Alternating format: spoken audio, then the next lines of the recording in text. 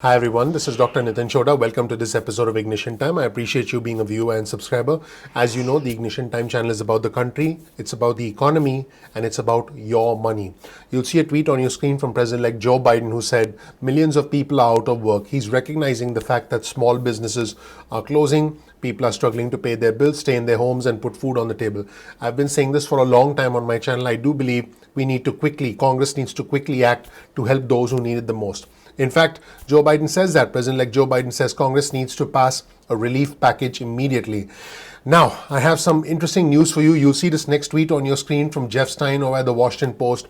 If you remember the Lost Wages Assistance Program, it did not provide the booster through the Lost Wages Assistance Program to those who got less than $100 a week in unemployment benefits. Do you remember? Well, guess what? Some Republican lawmakers want to do the same thing with this new stimulus package. The new update based on the latest status of the stimulus negotiations from Jeff Stein over at the Washington Post is that Republican lawmakers want to exclude people receiving less than $100 a week in state unemployment benefits, which, by the way, is these are the most vulnerable among us. They want to exclude them from qualifying for the $300 a week federal supplemental aid. There was no such exclusion with a $600 a week booster, but there was such an exclusion with President Trump's executive order, with President Trump's Lost Wages Assistance Program. Democrats are opposed to this provision. You'll see another tweet on your screen from Damian Paletta, and Damian Paletta is the economics editor at the Washington Post, and he basically broke the news that the stimulus talks could spill into the weekend as lawmakers rush to try and complete a deal. You'll see this article on your screen from the New York Times, which suggests that the $900 billion stimulus compromise now appears within reach. It should include stimulus checks of right around $600, jobless aid, and rental assistance. And it appears, based on reporting from the New York Times, again, we'll provide you with a link to the article in the description section below, that Democrats are pushing for more emergency aid for states as part of the negotiations, as the deal gets closer to an agreement from both sides. Another article on your screen from the Washington Post: stimulus talks could spill into the weekend as lawmakers scramble to complete a deal. So basically, they're trying to resolve some minor disagreements. I wouldn't call them minor because they're delaying the whole package, but the disagreement now is no longer on the top line number, no longer on state and local aid, no longer on liability protection. It's also no longer on stimulus checks, because now they agree on stimulus checks. It's no longer on unemployment benefits, but now it's about small things like who gets the stimulus checks. I wouldn't again call it a small thing, but you can start to see that they always find something to haggle about. That is what is a little bit hard to digest. I don't mean to minimize any of these things, but when you're going to stop haggling, guys? We need to get something done. Now, I want to be clear. They are talking about a $2.4 trillion package with $1.4 trillion for government funding and $900 billion stimulus. Now, let's say you go to a garage sale and something costs $30 and you want to pay, I don't know, $20. You haggle for maybe 5 minutes and you settle in the middle at $25. So let's say you haggle for 5 minutes to save $5. These folks are haggling over $2.4 trillion. And based on the 5 minute for $5 rule, it could take them years to come to an agreement. So, and it's not gonna, I think there'll be an agreement in the next couple of days. But I want to give you some context over the amount of money that's at stake here and why this is taking so long. I'm a little bit puzzled by some of the moves from Republican senators to actually leave out individuals. I did mention that John Thune, the number 2 Republican in the Senate from South Dakota, wanted to try and prevent individuals who are getting unemployment benefits or who will get unemployment benefits from getting the stimulus check, and he was swiftly rebuffed by Democrats. So it seems he's backed off of those demands in the past 24 hours. And Jake Sherman from Politico, you'll see this tweet on your screen, just caught up with Speaker Pelosi and asked Speaker Pelosi if we can expect the text of this new piece of legislation soon, because keep in mind, it has to be voted on in the House and the Senate, to which Speaker Pelosi simply said, we are hoping so. Here's another article on your screen from CNN, and CNN reported that there are still issues that lawmakers haven't agreed to in the stimulus negotiation. They're still going back and forth on several other issues. Now, Pat Toomey, who's a Republican senator from Pennsylvania, is pushing Republican lawmakers to include language that he's proposing to limit the ability of the Federal Reserve to continue to lend money. He said, we establish in statute that no more loans can be made from these programs, which was exactly what's in the statute now. It was always intended to be a temporary facility to get us through a momentary crisis. It worked. The crisis has long passed.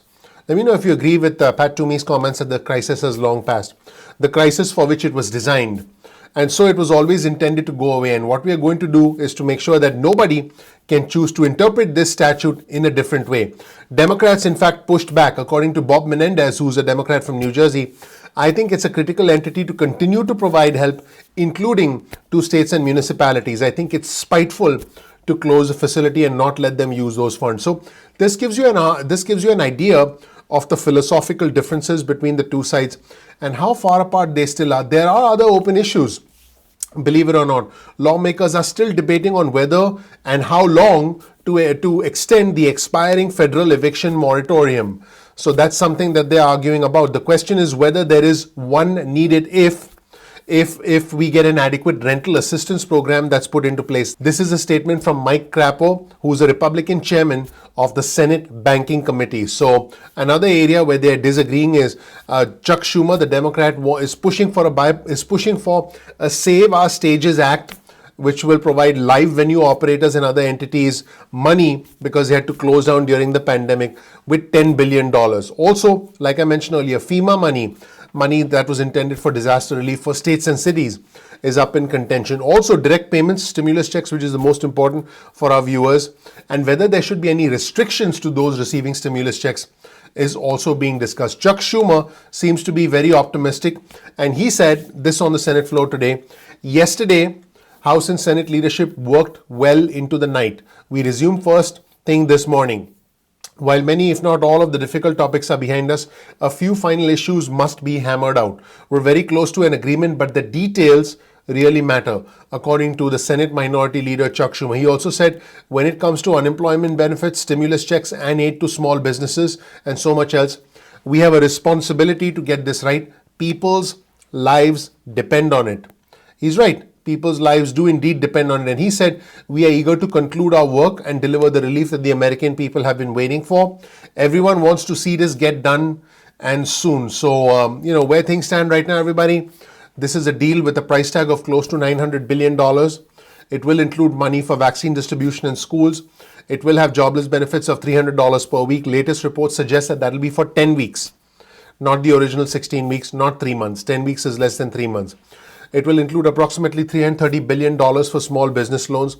There will be a new round of stimulus checks, which could be right around $600 per individual under a certain income threshold.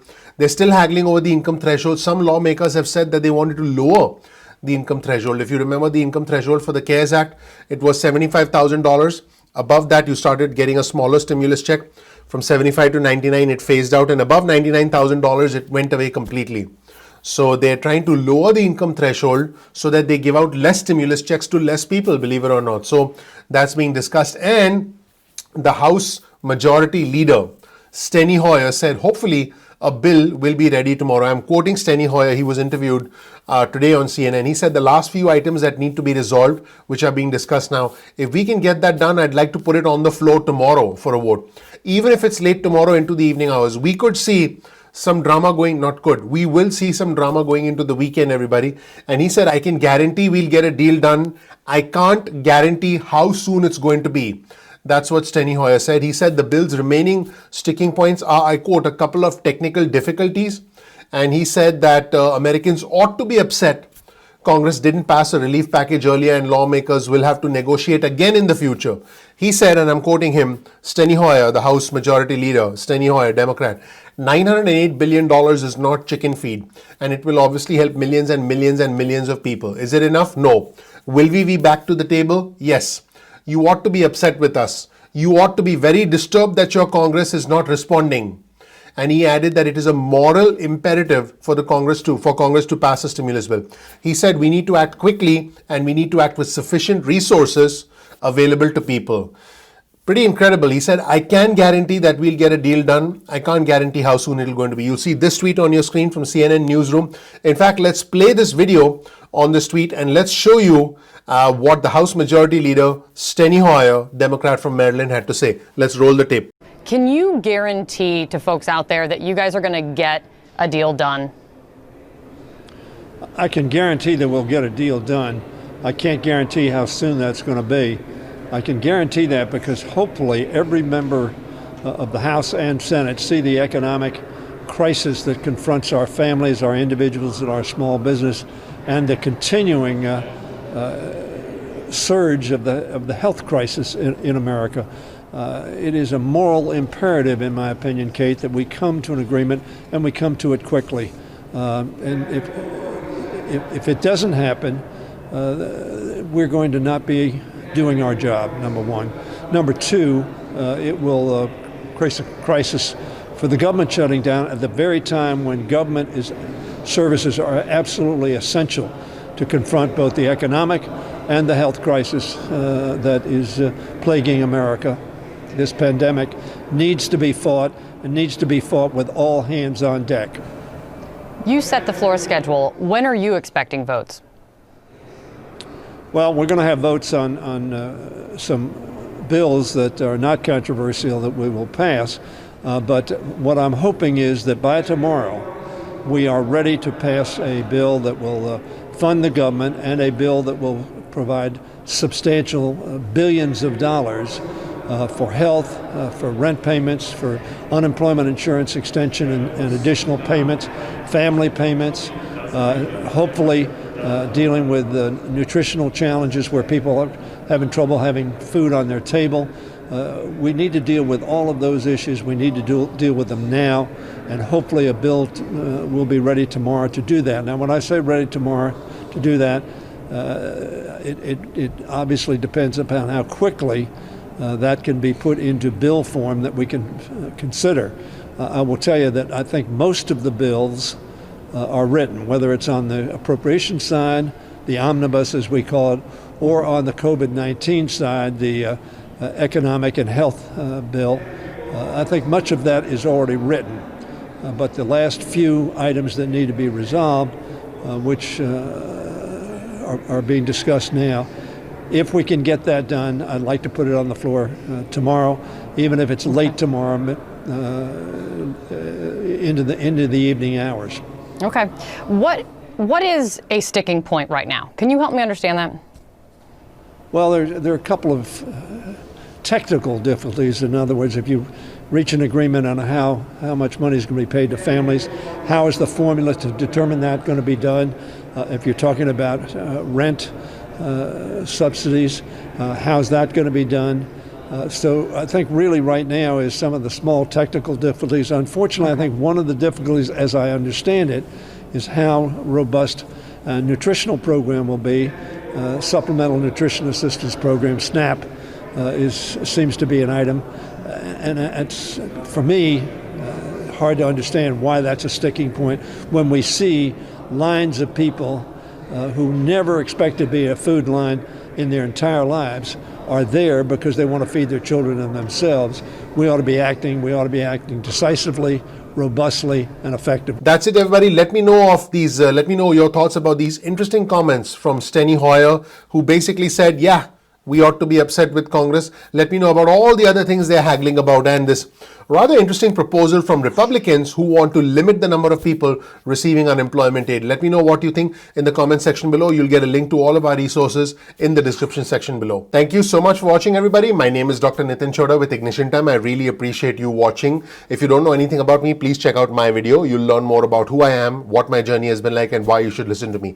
This channel, the Ignition Time channel, is about the country, it's about the economy, and it's about your money. We cover important matters that are relevant to the country, that in turn affect the economy, that in turn affect your money. So please make sure you click subscribe, you enable notifications, just gently ignite that subscribe button. The name of our channel is Ignition Time. Don't forget to click the like button as well. Now, we release videos at 2 p.m. East Coast time most days of the week. That's 2 p.m. If you can get your cell phone out, send a text message with the word ignition or with the word time to 70,000, that's 70000. You'll get added to SMS alerts list. We'll send you important announcements that will help you plan better with your money. We'll send you important announcements that will help you make more money, save more money, invest more money. We'll also send you announcements if we ever release programs where you can essentially get coaching from us. Now, you can opt out of these SMSs at any time. You can also get on our email list. To get on our email list, simply go to ignitiontime.com/alerts. That's ignitiontime.com/alerts, and you can get added to our email list. And again, you can opt out of the emails at any point in time that you want as well. Sometimes YouTube does not always send out notifications on time. So all you have to do is simply bookmark youtube.com/ignition time.